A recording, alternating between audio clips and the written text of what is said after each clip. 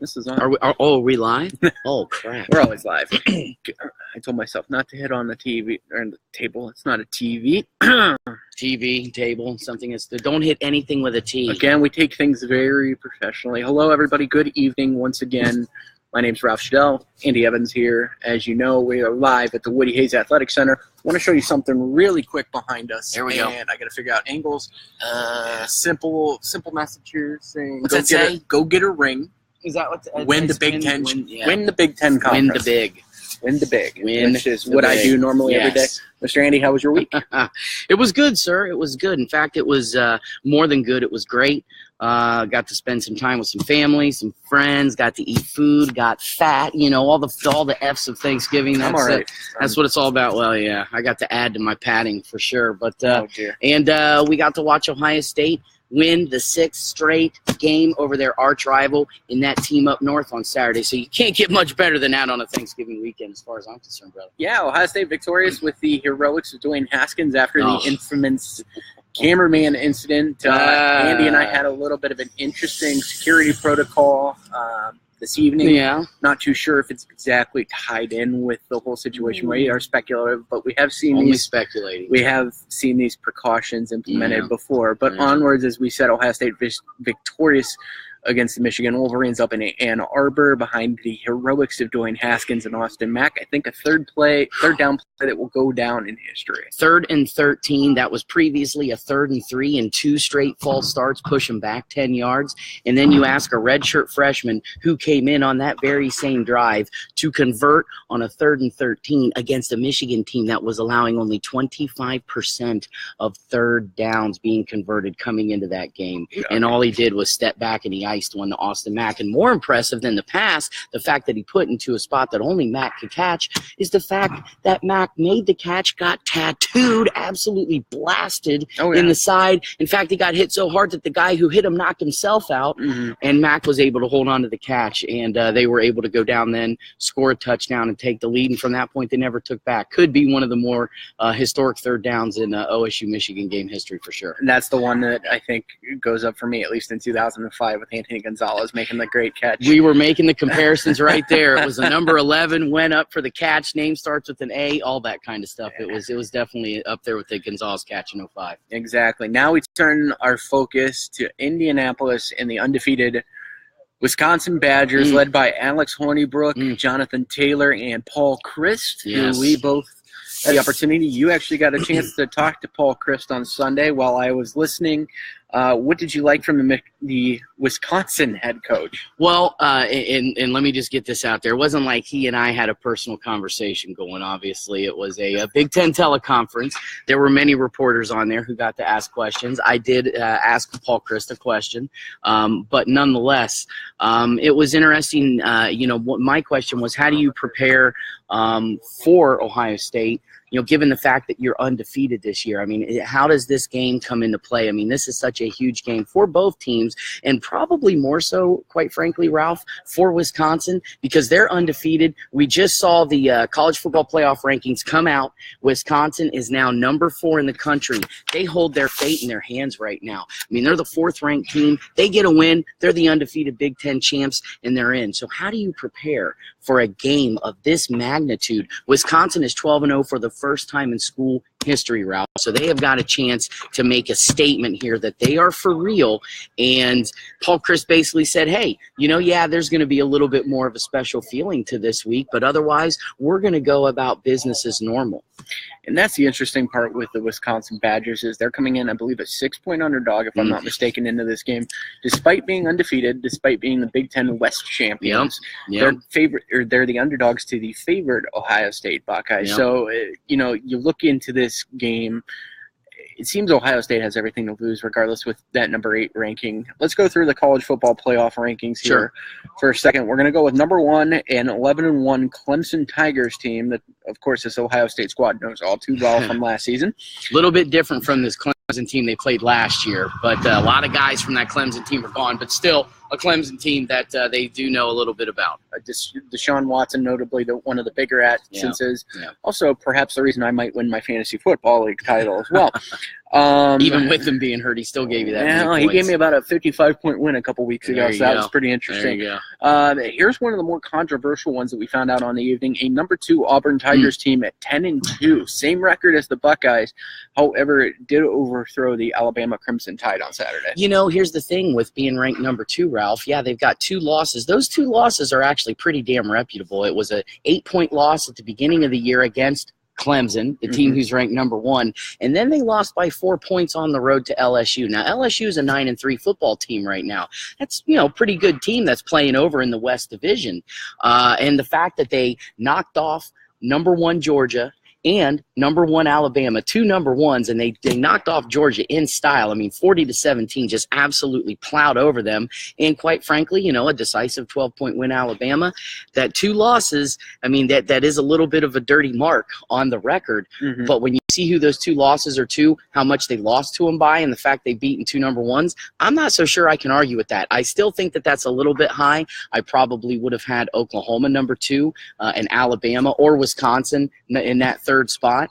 But still, I guess I can't argue with it. Yeah, and I personally can't get terribly excited with an LSU loss to a 9-3 LSU team that is notably on the road in Death Valley, struggling and having a terrible season by their standards. Yeah. Number 3 boys in the Oklahoma Sooners, which the Buckeyes are very familiar with. In early September, we all remember the Baker Mayfield flag planting incident. I can't say that. And unfortunately, one of the more comical incidences of the weekend was the opening coin toss of the Oklahoma KU game, or the Oklahoma Senior Day, where his teammates, Baker Mayfield's teammates, brought his jersey out as if he was deceased, and they were doing the coin toss there. Onward to Wisconsin, the 12-0 Badgers that we discussed, the first undefeated team in the top 10, I believe, there, as I take a look at it, and they're ranked number 4, if that tells you anything about the depth that this top 25 has, therefore, followed by the formerly number 1 Alabama Crimson Tide at 11-1. The Georgia Bulldogs, who were once at the top of the food chain this season, are number 6, followed by Miami at 10-1, followed by the Ohio State Buckeyes at 10-2, which we saw a lot, and we'll talk about what we saw here tonight at practice, followed by the Big Ten second place East. I have to look at that again. Penn State. Yeah. USC has climbed back into the top 10. I think they're 3rd place because Michigan State and Penn State are tied. Correct. They're tied for 2nd, but in a head-to-head, Michigan State would actually be ahead of them. But yet they're ahead of them in the CFP rankings. Figure that one out. Yeah, gosh. The CFP seems a little more... Yeah, they're wacky. A little crazy. Followed by, and we'll get through here with the quick ones, USC is 10, TCU 11, Stanford 12, Washington 13, Central Florida 14. Another undefeated. That's until you have to go down to number 14 to get to your next undefeated team. Wow. Notre Dame 9-3 at 15, Michigan State 16, LSU at 17. I guess that LSU loss isn't too terrible. No, yeah. Washington 18, Oklahoma State 19, Memphis 10-1. They climbing in there in the 20th spot, I believe, American Conference now, right? In the American Athletic Conference. And look out for the Tigers playing those undefeated Central Florida Golden Knights this weekend for the American Athletic Conference Championship. That should be a dandy, actually. I'm looking forward to that. And don't look now. Here comes the Big Ten again with Northwestern. Nice to see those guys making a nice run here at 21. Virginia Tech. I don't hate Pats. No, you got to love the Wildcats. These are the guys that are going to be, we're going to be working for them someday. No, they're future CEOs. And many other things of that nature. Go Northwestern. They're doing better than we are. So. But anyway, we're on to Virginia Tech, Mississippi State, North Carolina State, and rounding up the top 25, Fresno State. Notice no Michigan Wolverines. Michigan right now 4 losses, all 4 in the Big Ten, and that's not. They weren't ranked last week when we played them, so I wouldn't expect them to be ranked again, obviously. Wilton Spate talking about transferring out of the program as well. Released a message on Twitter saying that it's been a great 4 years. Thanks to Brady Hoke for bringing me in. But see you, John Harbaugh. Go drink your milk and go put on your khaki pants. So, onward now. So, Andy, you've got some neat little statistics you want to share as we get ready to head into Indianapolis. Well, Ralph, we just pumped up the rankings a bit. So, of course, 4th-ranked Badgers taking on the 8th-ranked Ohio State Buckeyes. And, of course, once again, not just riding on the line here as far as the Big Ten championship is concerned, especially staying in that top 4 of the CFP for the Wisconsin Badgers and making their first ever national championship appearance, or at least, top 4 playoff semifinal. The Buckeyes, though, looking to try and squeak their way in. So this is a huge game for the Buckeyes as well. And when you start really looking at things on paper, and a lot has been made a lot was made last week that it was Ohio State's offense against Michigan's defense. Well, once again, that's pretty much the narrative coming down to this week. It's Ohio State's high-powered offense. Will they be able to move the ball against Wisconsin's high-powered defense? And Michigan had a damn good defense, okay? More so against the pass. Wisconsin, they're good all around. And when I say good, I mean, I'm not just talking about Big Ten good. I'm talking about around the country good. I mean, Ralph, this is a defense right now that leads the country in total defense at 236 yards a game. They're tops against the rush, only allowing 80 yards per game. They're second in allowing passing yards, right behind, guess who? Michigan at 156 yards a game. They're the top-ranked passing efficiency defense in the country is Wisconsin. They're number 1 in sacks right now in the Big Ten, tied with Michigan with 39. I mean, it goes on and on and on. Second-ranked scoring defense in the country, behind Alabama by half a point. Wisconsin's allowing 12 points per game. The Crimson Tide are allowing 11.5. So they're also just one more stat I'm going to throw out there.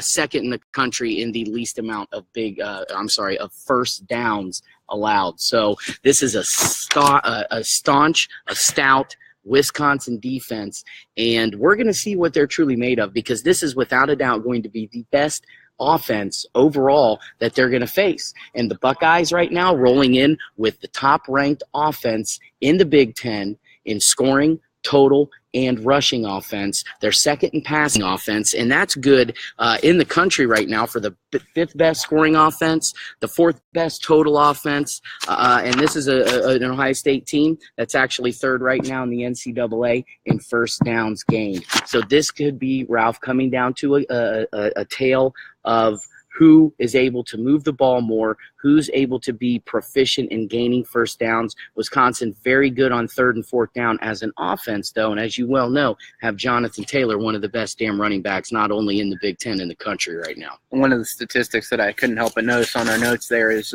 Wisconsin is second in the nation in time of possession. That's one of my favorite statistics, is that you can't score if you don't have the ball necessarily. There you go. Yep. So, or you can, I guess, if you've got a really stout defense too, but or a high-powered offense that likes to fling it down the field and score quick. Yes, so they like to control the ball. You can't overlook. I mean, Hornibrook's great, as you touched on it with Jonathan Taylor. Their tight ends too. We asked Jerome Baker about, the linebacker Jerome Baker for Ohio State, about how they're going to go about covering tight ends, because notably Ohio State struggled with covering tight ends. And, if you think about it, to Penn State, Oklahoma last week against Michigan, they've had issues. You've had wheel routes. You've had issues of that sort. How about that game against the Iowa Hawkeyes? No. They didn't fare too well against the tight ends in that game. I forgot about that game. You already pushed it out of your mind. Good for you. But, and then we talked to Kerry Combs, one of our personal favorites that we always like to talk to. Yeah. And, he said that he's really praised Kendall Sheffield, Denzel Ward, about their ability to tackle and to take care of business. No secret, you and I both have eyes. Everybody out there has eyes. A lot of missed tackles on Saturday. A lot of missed tackles, and that's been one thing that Kerry said they've been priding themselves on, trying to get better at all season. He's saying they've really focused on tackling. Well, as we've seen over the last, basically all season long, sometimes the corners, a couple in particular, have not looked the greatest at tackling. And, I asked Kerry specifically, when it comes to this Wisconsin defense and being able to run the ball as efficiently as they have, what is going to be the key for these corners coming down, pinching down, and playing the run? And he said, quite honestly, tackling. And then he was asked, well, what have you done here to fix it? And he didn't really give like a specific response. I mean, he just said, we're working on it. We're getting better. Yeah. And I mean, of course, are they going to really say and tip their hand too much? No, absolutely not, because they know that people like us are getting on social media. We're going live as soon as the practice session's over with, and we're going to be talking about it a little bit. But definitely, Ralph, that that is a key. These corners have got to come up and play the run and be able to tackle better. And I think one of the big things that I said to a lot of folks, particularly on social media too, is it was kind of hammering the defense on Saturday, saying that too many people were going for the superstar tackle. They're trying to go for the YouTube highlight, or they were trying to get something like that. You just really got to get down to basics, get square to your opponent, put your arms around the legs, and try to tackle them as best as possible. Yeah. So it's all about technique. Technique. That's right. 3 T's. Yep. Which is not a saying. 1 T 3 times. Exactly. So it's 3 T's in a way. 3 T's. I like it. So moving on, as we get ready to wrap everything up, because we certainly will not keep you as long as we did 2 weeks ago. And when we were the last ones literally in here. Yeah, we're going to try to let Cleveland.com be the last people in there today. There you go. So basically, we're heading to Indianapolis this weekend. Andy, myself, Sam Fahmy, our photographer, and Rick, and a various other caravan of misfits will be making their way out west on Interstate 70 to Indianapolis. We'll be coming to you live from Lucas Oil Stadium. I don't know what time we're going to be getting out there per se. I know Andy's going to be on a little bit of a delayed start, but I will be out there presumably as early as about 1 or 2 o'clock in the afternoon. Yeah. Expect a lot of game coverage. It's going to be like our Super Bowl minus the if we do happen to get in the college football playoff or something of that nature, we're going to be treating this very seriously, guys. We're going to have great coverage on the field, in the press box, on Twitter. We've got a lot of great things cooking. I know I'm personally excited. What are you thinking, Andy?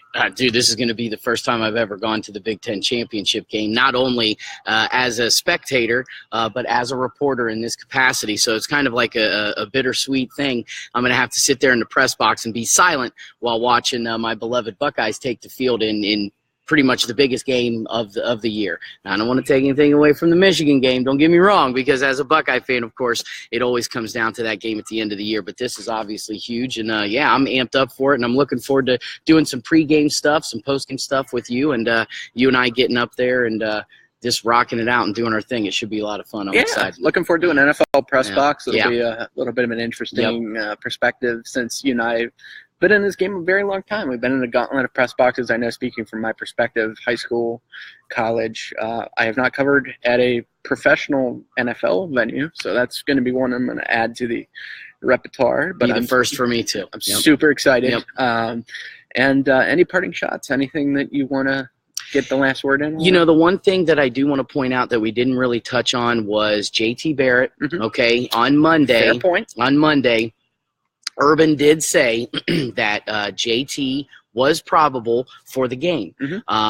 Now, for you, Ralph, if JT is not 100%, and we do see Dwayne Haskins come into the game at some point, or let's just say it's going down to whoever's going to start. Sure. Would you rather see an 80 to 85% JT Barrett, or would you rather see a 100% Dwayne Haskins? Don't put me in that.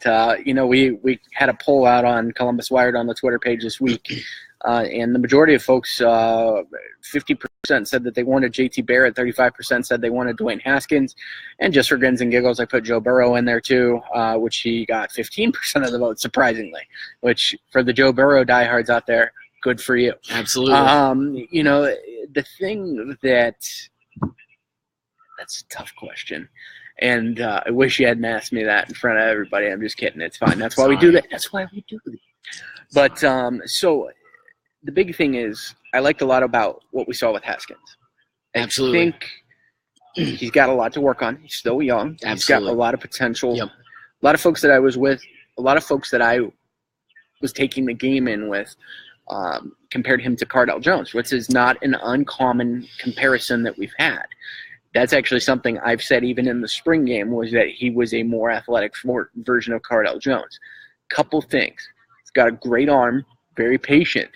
The only thing I'd like to see him really work on to become kind of the quintessential complete quarterback is to work on the read option, because the read option, he didn't seem to necessarily on Saturday seem he did not comfortable when to keep the ball, because there were a couple instances where he could have kept the ball, maybe scampered for about an 8 or 10 yard gain. Where he handed it off and it gets stuffed for 2 yards. There are certain instances where he could improve.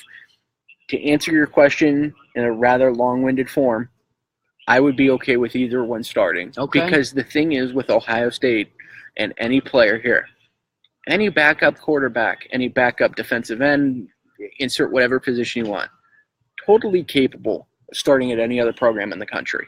So Urban Meyer, Kerry Combs, Kevin Wilson, whatever assistant coach, they're going to put somebody out there that is as prepared as they can be, and I'm confident with it. Maybe I'm jaded because of the whole Cardell situation from 2014. Everybody thought we were marching into the slaughterhouse, and all of a sudden it's 60-0 Ohio State. 59 to be, okay. 1 point. 59-0 Ohio State. So maybe I'm jaded. Maybe I learned to expect too much of this team, but I'm not concerned. I don't think that it is unfair or for you to expect too much of this team, because Urban always preaches next man up, next man up, next man up. And that's why he recruits at the high level that he does, because he wants to know that if a JT Barrett goes out, he can rely on a redshirt freshman to step in and be just lights out right off the bat. So that's why you get a guy like a Dwayne Haskins. And the comparison between he and Cardale, that's not unfair either. I mean, you look at those two. I mean, Dwayne Haskins, 6'4", 6'5", he is a big kid. I've stood next to him, and I've seen him, and I'm looking up like this at him. I mean, he's a big kid, and Cardale obviously was a big guy too. So the two physically are in the arm comparison too, it's very fair. I'm with you. There were a couple of times in that Michigan game where I was looking at some of the buddies I was hanging out with and watching the game, and then we're kind of sitting there, nodding our head like, okay, he needs a little help with the read option, and that'll come within time, And maybe he was not the most comfortable because every time they ran it, he was always handing the ball off to either Weber or Dobbins, whoever was in the backfield with him. But give me an 80 to 85% JT Barrett. I want to see an 80 to 85% JT Barrett come out on the field, because I think that to ask a redshirt freshman in Dwayne Haskins, even though I'm confident in him, and I thought he came in right off the bench cold, obviously, against Michigan, 6 of 7, 94 yards, and that 3rd and 13, had a great scramble there as well down to the goal line. Looked great. I mean, looked like a JT Barrett, looked like a fifth-year senior. However, I think because of the fact that the game started out and JT was in there, JT kind of warmed the team up, And as they're going through the game, Dwayne's sitting there. He's probably watching. He's probably fired up like, yes, okay, we're coming back. The team's looking good. And then all of a sudden his number gets called, and it's like, oh, crap, I got to go in there and play now. But at least the team was warmed up to that point, right? I mean, if that makes sense from a psychological standpoint. I think putting JT out there to start the game and get the team warmed up, give everybody there on the sidelines more of that psychological advantage, at least that comfort of knowing, hey, we've got JT out there, our fifth-year senior. We know we can count on him. You know what I mean? I think that's important. If you send Dwayne out there right off the bat, now granted, maybe he's a little warmed up psychologically because of what he was able to do against Michigan. I'm sure that probably helps. A la Cardale comparison 2014, and as soon as JT went out, that was the whole narrative, like, oh, crap, here we go again. JT's first game, JT's first game against Michigan, last game against Michigan, they both go down basically the same way. Bookend. Yeah, where his career against Michigan kind of bookends, where he gets hurt late in the game, has to go out, and then a backup comes in and finishes him off.